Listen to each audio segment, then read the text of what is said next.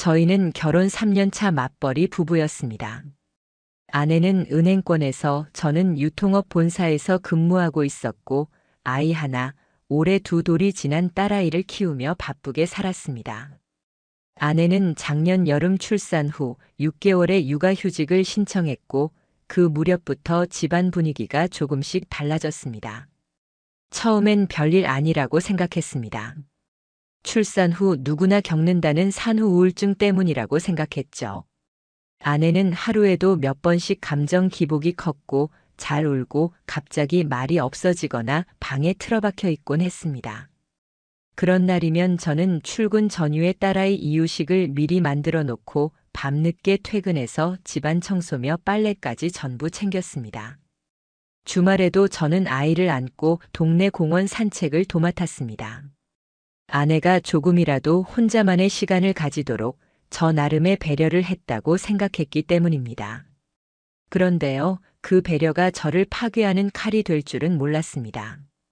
아내는 출산 후 한동안 집에만 있었습니다. 몸이 무겁다고 했고 그래도 아이도 거의 품에서 내려놓질 않았죠. 그런 아내가 어느 날부터 갑자기 외출을 시작했습니다. 나 조금만 바람 좀 쐴게. 요즘 숨이 막혀. 그 말이 처음 나온 건 2023년 2월 말쯤이었습니다. 겨울 끝자락 바람이 찬 계절. 그래. 다녀와. 잠깐이라도 혼자 있는 시간 가져. 그때만 해도 저는 고맙게 생각했습니다. 아내가 스스로 나아지고 있다는 신호일 거라 믿었으니까요. 그 외출은 처음엔 30분 정도였습니다. 근처 편의점, 동네 카페, 산책로 정도였죠. 그런데 점점 시간이 길어졌습니다. 40분, 1시간, 어느 날은 2시간. 심지어는 제가 퇴근하고 집에 왔는데 아내가 없을 때도 있었습니다. 어디 갔었어? 아, 마트 좀 들렀다 왔어. 애기 간식 살 게 있어서. 그렇게 말하며 무릎 위에 아이를 올리고 늘 하던 것처럼 웃는 얼굴을 짓던 아내. 그 미소는 이상하리만치 편안했습니다. 뭔가를 숨기고 있는 얼굴이 아니라 그냥 자신의 일과를 마친 사람처럼 느껴졌죠. 그때는 그게 뭐가 이상한 건지 몰랐습니다. 아내의 외출은 어느 순간 하루에 한 번 일정한 시간에 이루어지기 시작했습니다. 점심 먹고 아이를 재운 다음 대략 오후 1시 반에서 3시 사이. 정확히 1시간 반에서 2시간. 그 시간이면 늘 아이가 낮잠을 자는 시간이었고 아내는 그 틈에 나가 있는 거였습니다. 물론 저는 그 시간에 회의나 외근으로 정신이 없었기 때문에 처음엔 아무런 의심도 못했습니다. 하지만 어느 날 회사에서 일정이 갑자기 취소되어 조퇴한 날이었습니다. 그날 저는 갑자기 아내가 궁금해졌습니다. 아무런 이유 없이 그냥 이상한 느낌이 들었습니다. 집 근처 카페에 도착한 건 오후 2시 10분쯤. 문을 열고 들어갔지만 아내는 보이지 않았습니다. 다음으로 간 마트에서도 공원 벤치에서도 그녀는 없었습니다. 집으로 돌아가 보니 아내는 딸아이 옆에서 책을 읽고 있었습니다. 왔어? 무슨 일 있어? 이 시간에 다 웬일이야? 응, 일정이 취소됐어. 아까 어디 다녀왔어? 응? 그냥 편의점. 그날 저는 편의점이 아니라는 걸 본능적으로 느꼈습니다. 그녀의 얼굴엔 처음 느껴보는 종류의 움찔이 있었습니다. 하지만 저는 아무 말도 하지 않았습니다. 며칠 뒤 저는 아내에게 아이 돌봄 앱을 깔자고 제안했습니다. 실시간으로 카메라 보고 싶어. 보고 싶기도 하고 애기 키우는 게 어떤 건지 나도 좀 알고 싶어서. 아내는 처음엔 싫어했지만 결국 설치를 허락했습니다. 하지만 문제는 그 앱이 아니라 유모차였습니다. 딸아이가 쓰는 유모차는 제가 결혼 전에 직접 골랐던 제품이었습니다. 브랜드 모델은 드물고 가격이 좀 있었죠. 그 유모차를 어느 날 회사 근처에서 봤습니다. 정확히 말하자면 회사 근처에서 밥을 먹고 나온 순간 건너편 골목으로 빠져나가는 사람을 봤는데 그 유모차가 우리 집 유모차랑 완전히 똑같았던 겁니다. 그리고 그 유모차를 끄는 사람의 옆에는 남자가 있었습니다. 스포츠형 머리에 깔끔한 정장 차림. 누군지는 보이지 않았지만 둘 사이의 거리, 몸짓, 고개를 기울여 웃는 모습이 평범한 부부 같았습니다. 그날부터 저는 확신했습니다. 뭔가 있다. 처음엔 제 자신이 의심스러웠습니다. 내가 예민한 걸 수도 있지. 설마 우리 아내가 말도 안 돼. 하지만 그 생각은 그날 집에서 들었던 아내의 통화 한마디로 깨졌습니다. 아내는 욕실에서 전화를 하고 있었고 문이 닫혀 있었지만 거실에 울리는 그녀의 웃음소리는 어쩐지 낯설었습니다. 아니, 그 사람은 진짜 눈치가 너무 없어. 그 사람. 남편을 그 사람이라고 지칭하는 목소리. 이후 저는 결심했습니다. 더 이상 혼자 의심만 할 수는 없다. 증거가 필요하다. 기록이 필요하다. 그리고 진실이 필요하다. 그날 밤 저는 노트북을 열고 생활 탐정, 주간 추적, 아파트 내 불륜 사례 이런 검색어를 치기 시작했습니다.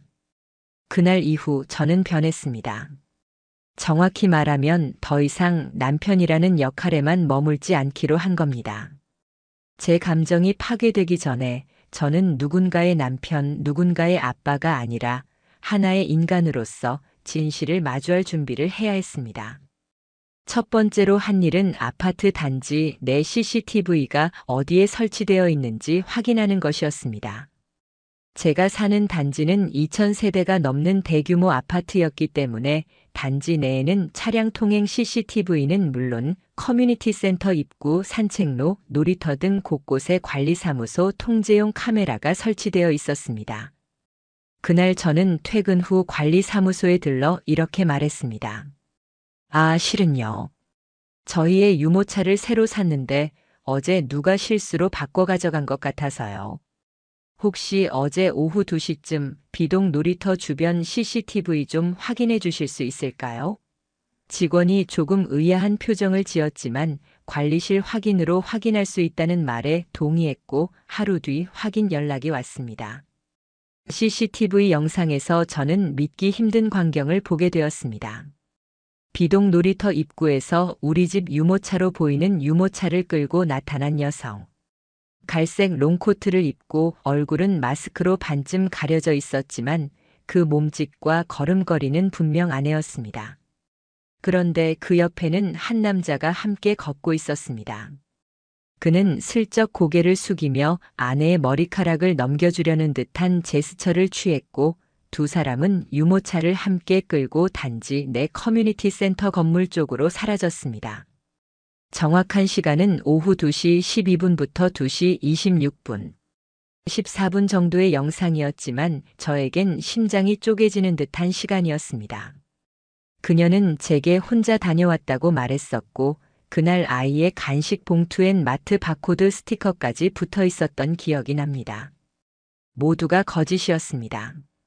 그 남자와 함께 단지를 돌고 함께 유모차를 끌며 산책하듯 걸었고 웃음까지 나누며 거니는 모습은 도저히 우연한 관계라고는 보기 어려웠습니다. 그날 밤 저는 몰래 아내의 핸드폰을 확인해 보기로 했습니다. 사실 이전까지도 아내의 폰을 본 적은 한 번도 없었습니다. 서로의 프라이버시는 존중하는 편이었고 굳이 남의 연락 목록을 보는 건 나 자신을 깎아먹는 일이라고 생각했으니까요. 하지만 지금은 달랐습니다. 그녀가 비밀번호를 바꿔놓은 이후였기에 저는 노트북으로 아이폰의 백업 내역을 조회하는 방법을 찾았고 그중 최근 2주 동안의 통화 내역을 복구할 수 있었습니다. 그리고 거기서 낯선 번호 하나가 하루에 3번 이상씩 등장하고 있었습니다. 처음엔 오전 10시대, 그리고 오후 2시쯤, 마지막은 밤 9시 전후. 그 번호를 검색해 본 결과 비동 305호 박땡민이라는 이름이 나왔습니다. 저희와 같은 아파트 단지 바로 옆 동에 사는 사람이었습니다. 제가 깜짝 놀란 건 이 사람이 같은 단지 입주민이라는 점도 있지만 우리 아이가 다니는 공동육아 모임에서 한두 번 얼굴을 본 기억이 있다는 점이었습니다. 그 집도 맞벌이라 아내분이 육아휴직 중이라 하셨는데 예전에 들었던 말이 머리를 스쳤습니다. 그리고 지금 그 아내분이 제 아내와 무언가를 나누고 있는 겁니다. 저는 주저없이 사설 탐정에게 연락을 했습니다. 같은 아파트 내에서 반복적으로 불륜 정황이 있어요. 이 남자에 대한 정보와 지난 2주간의 동선, 기록, 함께 있는 사진 등을 확보하고 싶습니다. 탐정은 며칠 뒤 충격적인 보고서를 보내왔습니다. 그 안에는 특정 시간대 반복된 아내와 박땡민의 동반 외출, 단지 내 커뮤니티 카페, 게시글 카페 남편이랑 육아라는 제목의 두 사람 공동 댓글 교환 내역, 단지 외부에서 만난 횟수, 차량 블랙박스를 통한 함께 이동한 영상 일부 모든 게 담겨 있었습니다. 가장 충격적이었던 건 단지 인근 커뮤니티 센터에서 촬영된 영상이었습니다. 두 사람이 유모차를 두고 센터 내 작은 스터디룸 같은 공간으로 함께 들어갔고 한참 뒤에 문이 열렸을 땐 둘 다 웃는 얼굴로 머리를 손질하며 나오는 모습이 담겨 있었습니다. 그 공간은 센터 측에선 부모 대기실로 분류되어 있었지만 사실상 CCTV 사각지대였습니다. 저는 확신했습니다. 그들이 거기서 나눈 건 대화가 아니었습니다. 그날 밤 저는 처음으로 술을 마시지 않고 잠에 들지 못했습니다. 보통은 속이 뒤집히는 날엔 맥주 한 캔이라도 마시고 억지로 잠을 청했는데 그날은 아무리 마셔도 취하지도 잠들지도 않았습니다.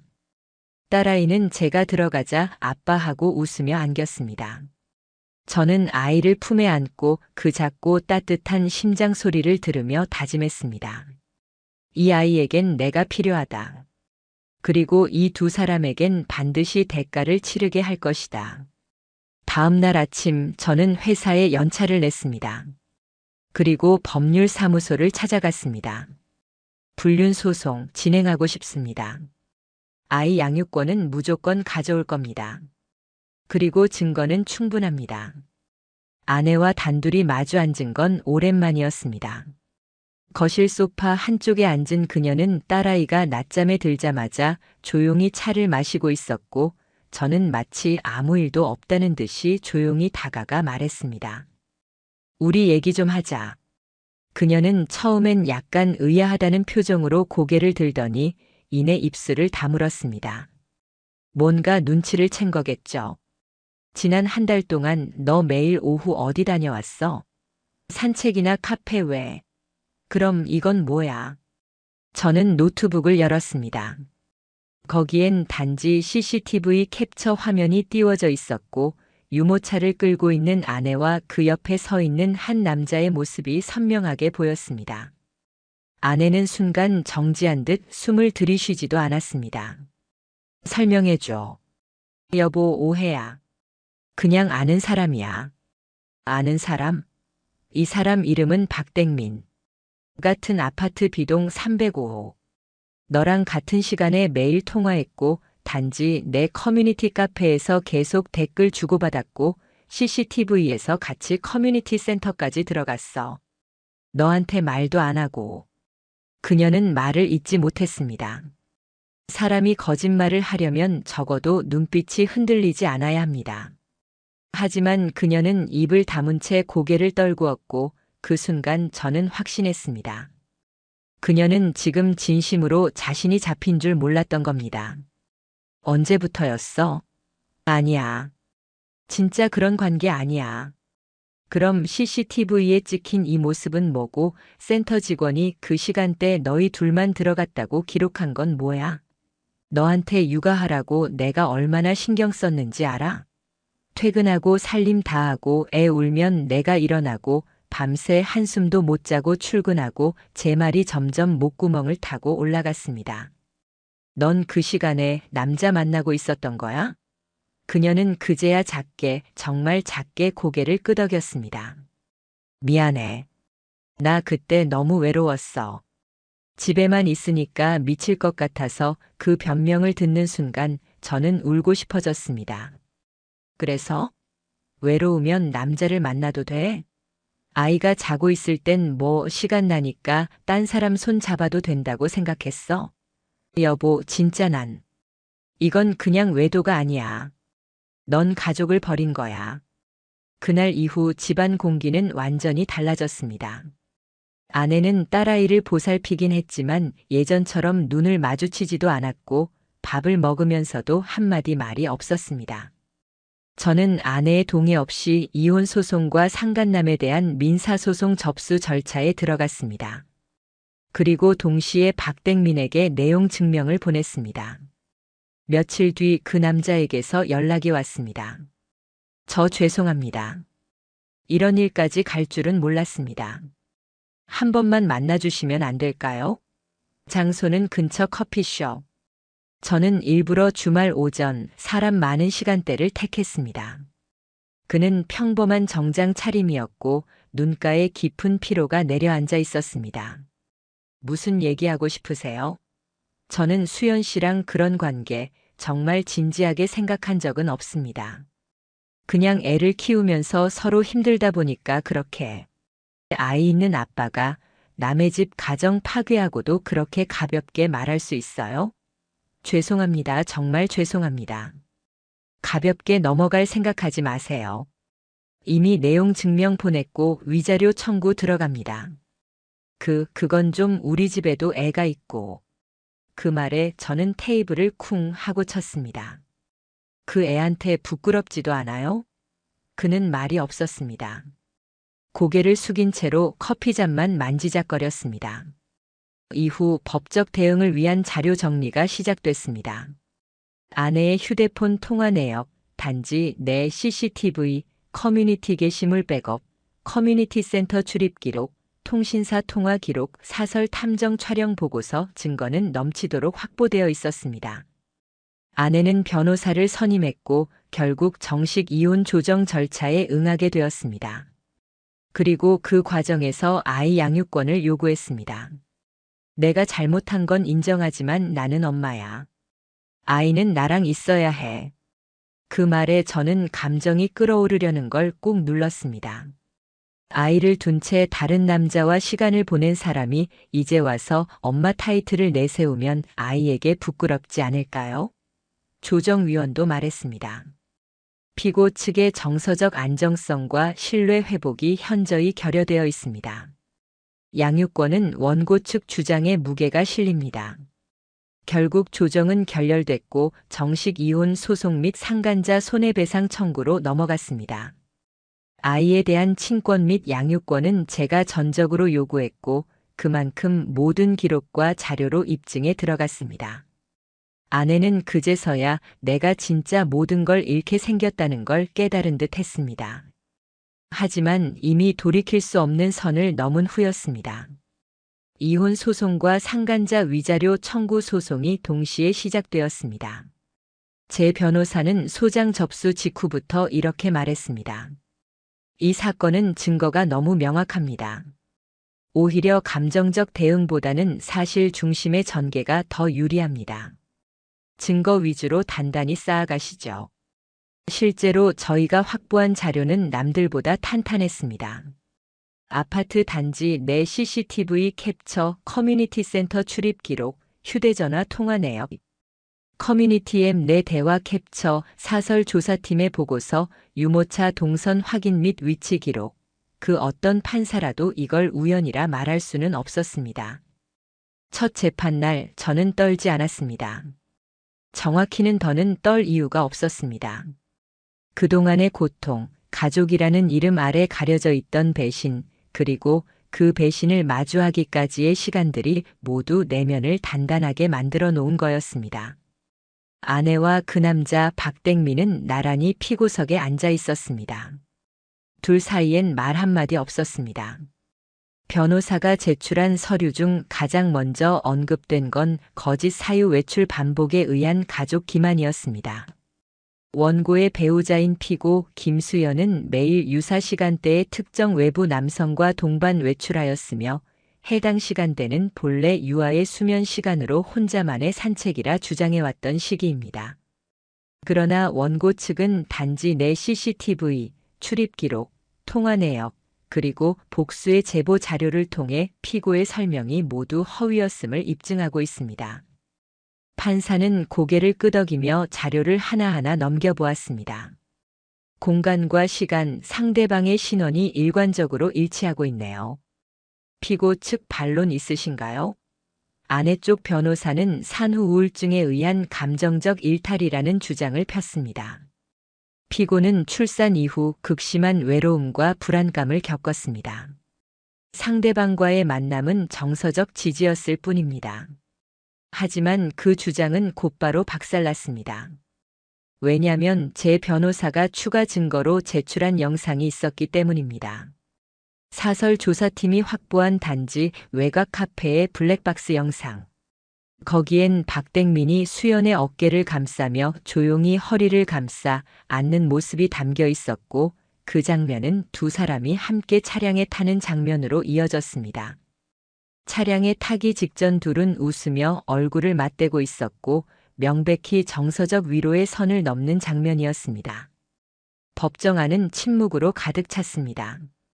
재판부는 결국 이렇게 판단했습니다. 피고 김수연의 행위는 단순한 산책이나 우울감 해소를 넘어 가족 단위의 신뢰를 기반으로 운영되는 혼인 제도를 명백히 위반한 것으로 판단됩니다. 피고 박댕민 또한 해당 여성의 유부녀 신분을 인지하고 있었으며 지속적으로 접촉한 정황이 명확하므로 공동 책임이 인정됩니다. 아내는 그제서야 고개를 숙였습니다. 그동안 우린 그런 사이 아니에요. 그냥 친한 이웃이었어요.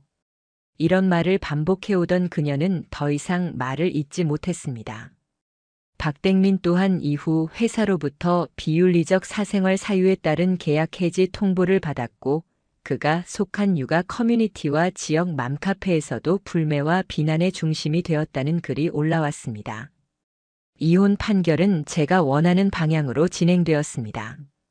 양육권은 저에게, 아내는 주 1회 제한 면접 교섭만 허용되는 조건이었고, 위자료는 각각에게 3천만 원씩 공동 배상으로 명시됐습니다.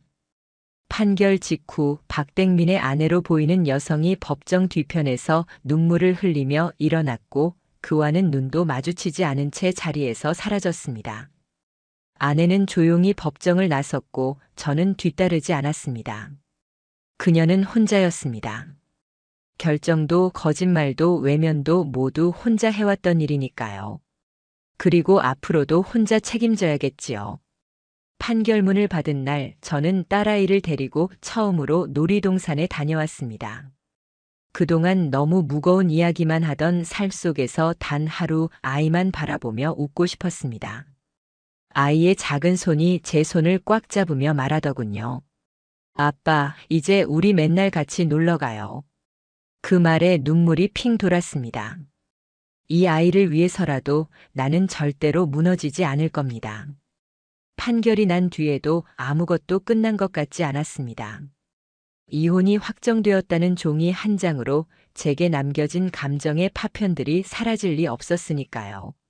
하지만 저는 그 종이 한 장을 마침표가 아닌 시작점이라 생각하기로 했습니다. 그날부터 저는 제 삶의 리듬을 되찾기 위해 움직이기 시작했습니다. 아침 7시 딸아이를 깨우고 간단한 식사를 챙기며 하루를 시작했습니다. 유치원 등원길엔 늘 손을 꼭 잡고 걷고 제가 출근한 후엔 어머님이 아이를 봐주셨습니다. 퇴근 후엔 늘 같은 시간에 집에 도착해서 아이 목욕시키고 책 읽어주고 함께 자는 생활. 가끔 아이는 물어보기도 했습니다. 엄마는 왜 안 와? 그럴 땐 저는 잠시 멈췄다가 조용히 대답했습니다. 엄마는 지금 혼자 생각할 시간이 필요한가 봐. 하지만 아빠는 늘 여기 있어. 그 말에 아이는 꼭 제 목을 안고 잠들곤 했습니다. 한 달쯤 지나고 아내가 면접 교섭을 요청해 왔습니다. 법원은 매주 토요일 2시간 공공장소에서 보호자 입회하에 만나는 조건으로 면접권을 허가했습니다. 그날 아내는 한없이 수척한 얼굴로 나타났습니다. 화장기 없는 얼굴, 한때 유행을 따라가던 옷 대신 크게 맞지 않는 점퍼를 입고 있었습니다. 아이를 보자 눈물을 쏟더군요. 하지만 저는 더 이상 그 눈물에 마음이 흔들리지 않았습니다. 아이에게만 집중했습니다. 그리고 시간을 정확히 재고 2시간이 지나자 아이를 안고 자리를 떠났습니다. 그 무렵부터 소문이 돌기 시작했습니다. 박댕민은 직장에서 해고된 이후 몇 차례 재취업을 시도했지만 업계 평판 문제로 모두 좌절되었고 결국 프리랜서 택배업을 시작했다는 이야기가 들려왔습니다. 그의 부인은 그가 제출한 자필 반성문을 법원에 증거로 제출한 후 별도로 이혼 소송을 제기했고 자녀 양육권도 그녀에게 넘어간 것으로 알고 있습니다. 즉, 그는 직업도 가족도 사회적 신뢰도 한꺼번에 무너진 셈이었습니다. 아내는 그 후 친정 근처 작은 원룸에서 지낸다는 이야기를 들었습니다. 같이 지내던 친구에게 몇 번 연락이 왔다고 하더군요. 수연이 진짜 많이 망가졌어. 사람이 이렇게까지 무너질 수 있나 싶을 정도야. 하지만 저는 대꾸하지 않았습니다. 그건 그녀가 만든 길이었고 제가 개입할 이유도 가엾다고 느낄 이유도 없었습니다. 당시 위자료 판결에 따라 박댕민과 아내는 각자 3천만 원씩 분할해 지급해야 했고 아내는 초반 1천만 원을 현금으로 지급한 후 매달 50만 원씩 40개월간 분납하기로 했습니다. 박댕민은 전액을 일시불로 지급했습니다. 어떻게 구했는지는 모르겠지만 당장 그 얼굴을 다시 보고 싶지 않다는 말과 함께 내용 증명의 답변서를 보내왔습니다. 저는 그 돈을 아이 명의로 적금 계좌에 넣었습니다. 그 돈은 아이가 성인이 되기 전까진 꺼내지 않을 겁니다. 불륜의 대가로 받은 그 금액이 딸에게 배신의 기억이 아닌 안정된 미래의 일부로 쓰이길 바라는 마음에서였습니다. 시간은 흘렀고 이제 이 모든 일은 조금 시간이 지난 과거가 되었습니다. 저는 조금 더 단단해졌고 조금 더 무표정해졌지만 아이 앞에선 항상 웃는 얼굴을 유지하려고 노력합니다. 한 번은요. 아파트 엘리베이터에서 익숙한 그림자를 마주쳤습니다. 수척한 얼굴에 이전보다 훨씬 마른 몸을 하고 고개를 푹 숙인 채 엘리베이터에 올라탄 사람이 있었습니다. 바로 아내였습니다. 저를 보자 눈이 커졌지만 그녀는 아무 말도 하지 않았습니다. 그리고 저는 고개를 살짝 숙이며 인사만 하고 한마디도 건네지 않았습니다. 엘리베이터 문이 닫히는 순간 그녀의 눈가에 맺힌 말하지 못한 모든 후회가 그대로 보였습니다. 그날 이후 그녀는 단지 내에서 보이지 않았습니다. 아마 아직 이곳에서 살고 있을지도 모르고 아니면 떠났을지도 모르겠지만 저는 그게 더는 중요하지 않았습니다. 복수라는 건 크게 외치고 던지는 것이 아니라 조용히 무너질 때까지 기다리는 것이라고 저는 이제 믿습니다. 제가 지켜야 할 단 하나는 이제 더 이상 저 자신이 아니라 저를 전부 믿고 있는 작은 아이니까요. 아이의 두 눈을 보며 저는 다짐합니다. 나는 다시는 무너지지 않겠다. 그리고 너만큼은 절대 상처받지 않게 지킬게.